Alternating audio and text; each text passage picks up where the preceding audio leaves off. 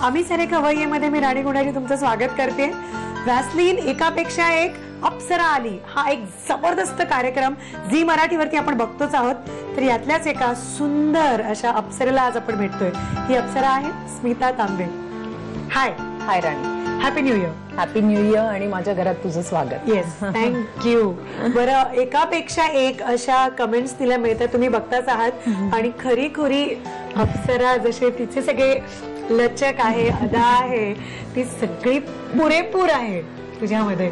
तर काय मला माहितीये ती खूपच फॅब्युलस अशी डान्सर आहे. तर नेहमीच आम्ही भेटतो तेव्हा ती माझी डान्सिंग पार्टनर असते. स्मिता करेल तसं आम्ही करतो त्याच्यामुळे ते माहिती होतं. पण स्मिता अचानक डान्सिंग प्रोग्राम मध्ये कसं काय? अचानक झी मराठीचं आहे म्हणून का तुझं ड्रीम होतं किंवा काय? नाही, झी मराठीचं आहे यात तर वादच नाही. कारण झी मराठीवरचा मी अनुबंध नावाची जी सिरियल करत होते की ज्यातलं किट्टी नावाचं कॅरेक्टर, मस्त कॅरेक्टर होतं. थँक्यू. स्ट्रॉंग एकदम. आणि खरंच म्हणजे असं आधार आपल्याला पण अशी एक मैत्रीण असावी असं वाटायचं प्रत्येकाला. करेक्ट. तुझ्यासारख्या कमेंट्स मला खूप मिळायच्या. तर त्या सिरियलने मला या मीडियम मध्ये खूप मोठा प्लॅटफॉर्म उपलब्ध करून दिला.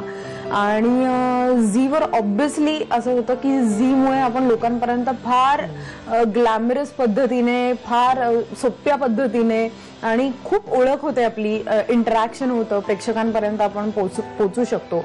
आणि दुसरी गोष्ट, एकापेक्षा एक मध्ये येण्याचं कारण ऑब्विसली झी हे आहेच, कारण त्यांची मी अनुबंध सिरियल करत होते. पण त्याहीपेक्षा वेगळं मोटिवेशन आपण म्हणू ते असं होतं की मला असं वाटतं की मी या क्षेत्रात जेव्हा काम करते, मला एक अभिनेत्री म्हणून या क्षेत्रात स्टेबल व्हायचंय, या इच्छेने मी पुण्याहून मुंबईला आले.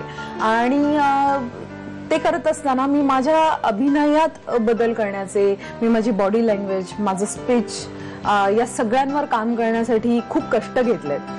पण त्याचप्रमाणे अभिनयातला नृत्य हा सुद्धा तितकाच महत्वाचा भाग आहे, ज्याच्यावर आपण काम करत नाही. आपल्याला इव्हेंटमध्ये 2-4 स्टेप केल्या की आपल्याला असं वाटतं आपल्याला डान्स जमला, पण ती एक साधना आहे. त्याच्यासाठी तुम्हाला एक्स्ट्रा एफर्ट्स घ्यावे लागतात, ज्याच्यासाठी हा प्लॅटफॉर्म मला फार मोठा वाटला आणि हा उपयुक्त वाटला, ज्याच्यासाठी की अरे इथे मी वेगवेगळे एक्सपेरिमेंट करू शकते, मी स्वतःला वेगळ्या पद्धतीने एक्सप्लोर करू शकते. त्याच्यासाठी हा खूप मोठा प्लॅटफॉर्म आहे. मी का करू नये ते? तू शिकलेस डान्स का तुला आता हे शिक्षणच आहे नवीन? नाही, हे शिक्षणच आहे नवीन. तू खूप चांगला प्रश्न विचारलास. हे शिक्षणच आहे माझ्यासाठी नवीन. मी डान्स शिकलेले नाही. पण मला एकच गोष्ट याच्यामध्ये किंवा एक जो पॉइंट आहे, कारण मी आता गेले 3 एपिसोड करतेय, तो इज लाईक की अभिनय करणं ही माझी पॅशन आहे आणि डान्स करणं ही माझी आवड आहे. आता मला आवडीला पॅशन मध्ये कन्व्हर्ट करायचंय. काय पद्धत काय असते? गाणी तुम्हाला दिली जातात का तुमच्या मनाने तुम्ही गाणी निवडता आणि एकमेकींच्या कसं वाटतं? आम्हाला गाणी त्यांनी सांगितलेली असतात की ह्या गाण्यांवर करायचं. एक एपिसोडची थीम असते, पुढे तर थीम राऊंड्सच येतात. पण आतापर्यंत तरी की एखाद लावणी एखाद्या एपिसोड मध्ये असेल तर ती परत रिपीट नाही झाली पाहिजे, याचं भान त्यांना राखावं लागतं. त्या अनुषंगाने गाणी सेट करून दिलेली असतात. प्रत्येकाला फॉर्म सांगितलेला असतो, त्या फॉर्म मधली गाणी दिली जातात आम्हाला. पण आमची काळजी घेतली जाते की ओके हे गाणं आवडतंय, ते गाणं आवडतंय वगैरे, ही सगळी काळजी त्यांच्याकडनं आमची निश्चितच घेतली जाते. दुसरी गोष्ट, जे बाहेरचं म्हणजे आम्ही एकमेकींचे डान्स बघितलेले नसतात, आम्हाला फक्त गाणी माहिती असतात. त्यामुळे ह्याच्यावर ही काय करत असेल बरं वगैरे वगैरे असं कुतूहल खूप असतं.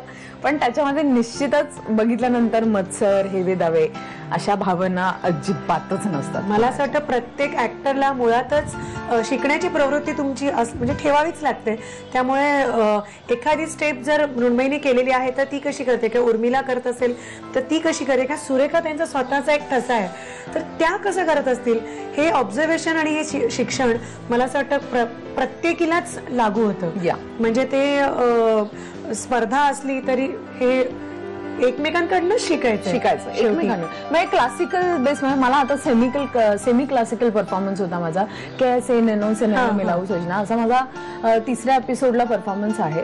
तर त्याला सेमी क्लासिकल होता आणि माझा कुठल्याच फॉर्म मध्ये मी काहीच शिकलेली नाहीये. सो त्या गोष्टी करत असताना मग लगेच हे बघ हे ना, हे हात जरा थोडेसे असे ठेवलेस ना तर तू खूप जास्त ग्रेसफुल आणि ती खूप फेमिनाईन एक लागतो जी येते. कारण त्यांचे म्हणजे हात डोळे झाकूनच ते तसेच जाणार वगैरे. आमचे कधी असे जातात कधी असे जातात, तर त्या गोष्टींवर मला एक्स्ट्रा एफर्ट्स घ्यावे लागतात.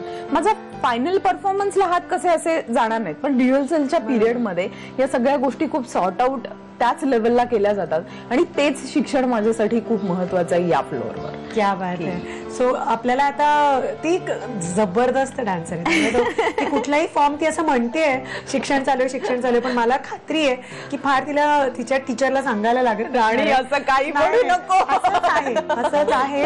ती असं पिकअप करत असणार आणि ते तुमच्यापर्यंत पोहोचतंय, तुम्हाला दिसतंय. तर ते शिक्षण आम्ही बघितलं.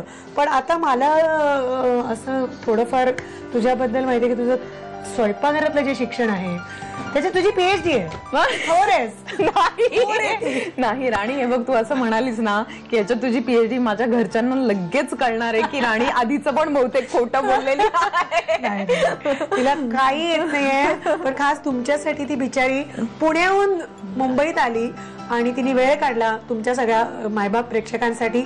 तर तुम्हाला जेव्हा मतं द्यायची वेळ येणार आहे तेव्हा हे काउंट झालं पाहिजे. डेफिनेटली. प्लीज असं भरघोस मतं तुम्ही तिला द्यायला हवीत, कारण तुमच्यासाठी बिचारी हे टास्क पण तिने, हे चॅलेंज पण स्वीकारलेलं आहे. आणि आता खरी लढाईला सुरुवात झालेली आहे.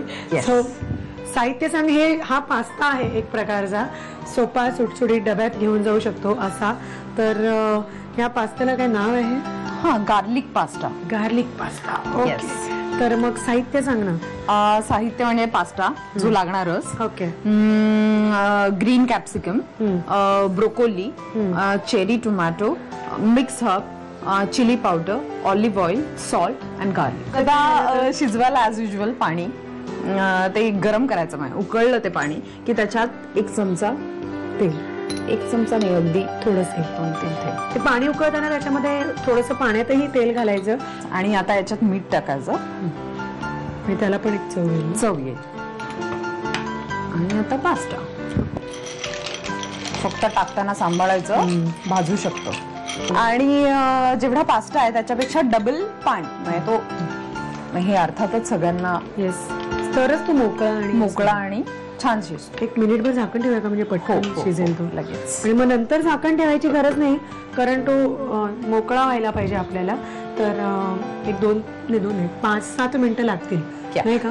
त्याला शिजवून घेतो, कारण त्याच्यानंतरचं मेन छान असं मिक्सिंग ते शिकायचं तिच्याकडनं. तर त्याची तयारी करूया. पास्ता जो आपण शिजवून घेतला तर तो झालेला आहे. तर तुला आता तेल तापत ठेवलं. हो, आता ऑलिव्ह ऑइल आपण तापायला ठेवलेलं आहे. त्यात आपल्याला लसूण आणि या सगळ्या गोष्टींची फोडणी द्यायची. फक्त हे थोडं आय थिंक झालं थोडं म्हणजे लसूण जो आपण घेतलेला आहे तो चिरलेला लसूण आहे बारीक. त्याचा एक वेगळा फ्लेवर येतो कापलेल्या लसणाचा. बरं मला सांग, आता लसूण तू थोडंसं ब्राऊन करते. ब्राऊन करणार. आता हा ब्राऊन झालेला आहे. याच्यामध्ये ब्रोकली, ते पण ठीक आहे, तू प्रेमाने करतेस हेच गोष्ट. त्याच्याकडेच लक्ष दिलं पाहिजे ना कोणी पण. पण मग अहो काय करतात तुझं? काय नाव काय? अहोंचं नाव माहिती नाही. संजय तांबे. संजय तांबे माझ्या नवऱ्याचं नाव. तो त्याच्या प्रिंटिंग प्रेस आहेत पुण्यात. आणि आता तू मूळची पुण्याचीच आहे? मी मूळची पुण्याची. आणि आता तो मुंबईत शिफ्ट झालेला आहे. आपल्या फील्डमध्ये प्रोडक्शनला काम करतो. तो अनामिका नावाची सिरियल त्याने प्रोडक्शन केलंय आणि आता फिल्म्स काही त्याच्या लाईनअप होतात. सो आम्ही दोघं एकाच फील्डमध्ये आता काम करतो, त्यामुळे एकत्र राहायला मिळत आहे. नाही तर पूर्वी असं होतं की तो पुण्याला, मी मुंबईत, असं खूप होत होतं. आता बरं. तर त्याला डान्स आवडतोय की नाही, त्याचं काय म्हणणं आहे? हो, काय झालं माहितीये का, तो तुझा फॅन असणारच आहे, पण तुझ्या डान्सचा आता तो असा फॅन झालाय. नाही, तो आता याच्यासाठी खुश आहे की मी ह्या एकापेक्षा एक मध्ये पार्टिसिपेट झाले आहे, याच्यासाठी तो खुश आहे. कारण तो म्हणाला की शिकायला मिळेल स्मिता तुला बरोबर. काय काय काय काय, कारण नुसतं आपल्याला येतो आणि प्रॉपर करणं यात फरक असतो ना. फक्त याचं काय, आपण हे चिली टोमॅटो चेरी टोमॅटो घातल्यानंतर ते ना असे फोडायचे, थोडेसे शिजले की आपोआप होतील. मऊ झाले ना जरा की आपोआप होतील. म्हणजे त्याचा ना तो रस हे काही खाऊ शकतो. हो आय नो. असं आहे. आता ग्रीन कॅप्सिकम त्याचा ना थोडं त्याचा रस तो उतरला पाहिजे त्याचा. होईल ते आपोआप ना, थोडंसं मऊ झालेलं की करता येतील. अगं पण प्रयत्न सोडायचा नाही Yes. ना माणसाने. येस. असं कसं त्याचं तेच होईल, असं कसं. आपण काहीतरी केलं पाहिजे ना.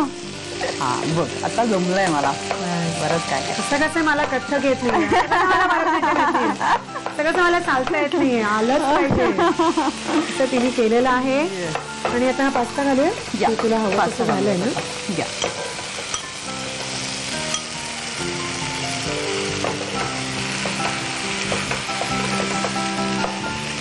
ते घालूनच टाकते सगळं. येस सगळं घालून.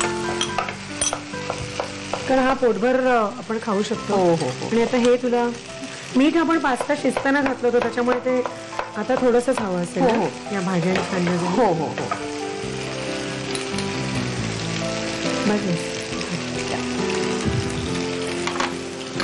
चिली फ्लेक्स या. आपण वापरतो याच्यामध्ये. मला थोडं तिखट आवडतं. हो मलाही आवडतं. हा त्यामुळे मी जरा बिंदास बिंदास. आणि मिक्स जे हर्ब्स आहेत हे इटालियन हर्ब्स, हे मात्र नेहमी शेवटी घालायचे, कारण त्याचा आरोमा टिकून राहायला पाहिजे. पण घालताना ते म्हणजे मोजक्या हाताने असे घातले पाहिजे. जरा जरी जास्ती झाले ते तर खूप उग्र असं तो पदार्थ होतो. सो डन झालेला आहे. या. हा लास्ट टच त्याला मिक्स हर्बचा. आणि फॅन्टास्टिक आहे हा पदार्थ. तुम्हाला डब्यामध्ये घेऊन जाऊ शकता तुम्ही. पोटभरीचा आहे, हेल्दी आहे, तर नक्की करा. आणि स्मिताने काय काय साहित्य घेतलं होतं, कृती काय काय केलं. गार्लिक पास्ता बनवण्यासाठी लागणारं साहित्य: पेने पास्ता, रंगीत भोपळी मिरचीचे तुकडे, बारीक चिरलेली broccoli, cherry tomatoes, mixed herbs, chilli flakes, olive oil, मीठ आणि लसूण. कृती: प्रथम गरम पाण्यामध्ये मीठ आणि तेल घालून त्यामध्ये पास्ता वाफवून घ्यावा. पॅन मध्ये ऑलिव्ह ऑइल गरम करून त्यामध्ये बारीक चिरलेला लसूण, ब्रोकोली आणि चेरी टोमॅटोज घालून मिश्रण परतून घ्यावं. त्यामध्ये भोपळी मिरचीचे तुकडे, वाफवलेला पास्ता, मीठ, चिली फ्लेक्स आणि मिक्स्ड हर्ब्स घालून वाफवून डिश सर्व्ह करावी.